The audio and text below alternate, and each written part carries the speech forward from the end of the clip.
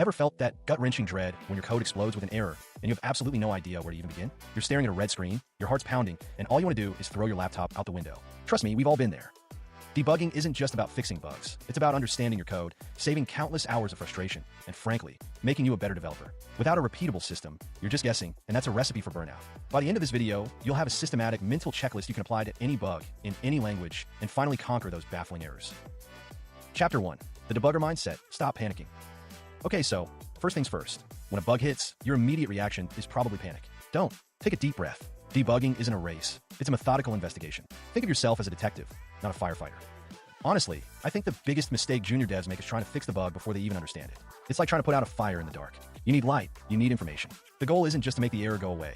It's to understand why it happened. My hot take, console.log is a crutch, not a tool, if that's all you're using. Sure, it's quick, but it's often inefficient for complex issues. We're going to level up past just logging everything. Real talk. The debugger is your best friend. Chapter 2.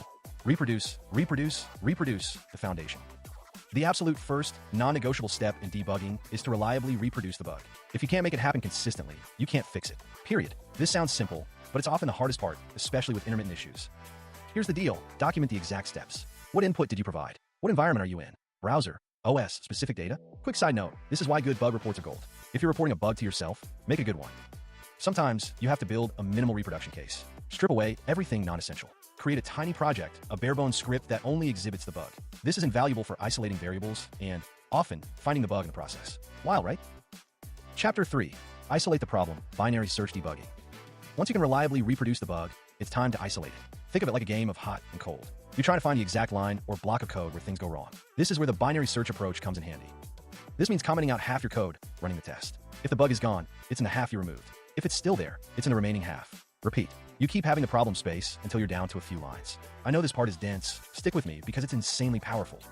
Some devs swear by this, others prefer more granular breakpoint stepping. My take, for large, unknown code bases or complex interactions, binary search debugging is a lifesaver.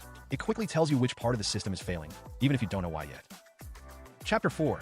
Gather information, logs, debugger, network. Now that you've narrowed it down, it's time to gather concrete evidence. This is where your debugger truly shines. Set breakpoints, step through your code line by line, inspect variable values, and watch the call stack. Don't be afraid to poke around. Here's where it gets really interesting. Many of the toughest bugs aren't about complex algorithms, but simple misunderstandings of how your code actually behaves. We're about to demystify those moments. Beyond the debugger, check your logs. Server-side, client-side, database logs, they often contain critical clues you might miss. And for web development, the browser's network tab is an absolute goldmine. Are requests failing? Is the payload wrong? What are the HTTP statuses? Make sense? Don't forget external services. If you're using a third-party API, check their status page or your own integration logs. Is it a problem with your code, or did the external service just burp? This frustrates me because sometimes you spend hours debugging your code only to find out it was an upstream issue. Always check. Chapter 5. Formulate hypotheses and test, the scientific method. With all that information, you should now have a pretty good idea of what's going wrong. Formulate a hypothesis. I think the user ID is undefined when it reaches this function. Then, devise a test to prove or disprove it. This is literally the scientific method applied to code.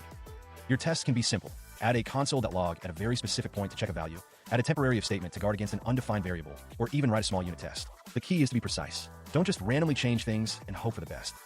If your hypothesis is proven wrong, that's fine. You've learned something. Discard it and formulate a new one based on your new information. Debugging is an iterative process. It's not about being right the first time. It's about systematically eliminating possibilities. Still with me? Chapter 6. Fix, verify, and reflect. Close the loop. Once you've identified the root cause and confirmed your hypothesis, implement the fix. But don't just push it. Verify thoroughly. Run your reproduction steps again. Run your automated tests. Make sure your fix didn't introduce any new bugs. We call those regressions. That's the worst feeling. Plot twist. The fix isn't just about changing code. It's also about asking, how can I prevent this bug from happening again? Can you add a validation check?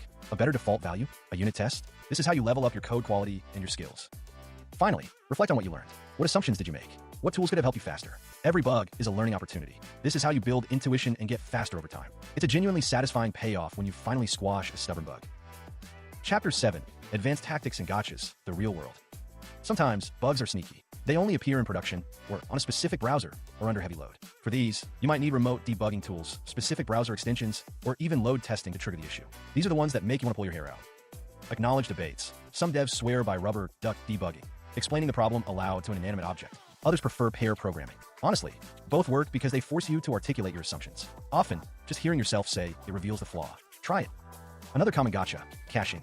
browser caches, server caches, CDN caches. If you're seeing old data or weird behavior, clear your cache. It's a classic for a reason. And finally, remember the human element. Sometimes you're just tired. Take a break.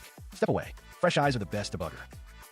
Let's recap. Debugging is a systematic investigation, not a panic attack. Reproduce the bug reliably and isolate it using methods like binary search. Gather all available information using debuggers, logs, and network tools. Formulate and test hypotheses to pinpoint the root cause. Fix, verify, and reflect to prevent future occurrences and learn from every bug. The key takeaways: adopt the detective mindset, calm, curious, methodical. Master your debugger. It's your most powerful tool. Always aim for a minimal reproduction case and use binary search debugging. Look beyond your code. Check external services, caches, and even your own fatigue. Every bug is a chance to improve your code and your skills. If this helped you understand something new, consider supporting the channel. Every bit helps keep these videos free for everyone. Drop a comment with your thoughts on your toughest debug challenge, and maybe we can all learn from it.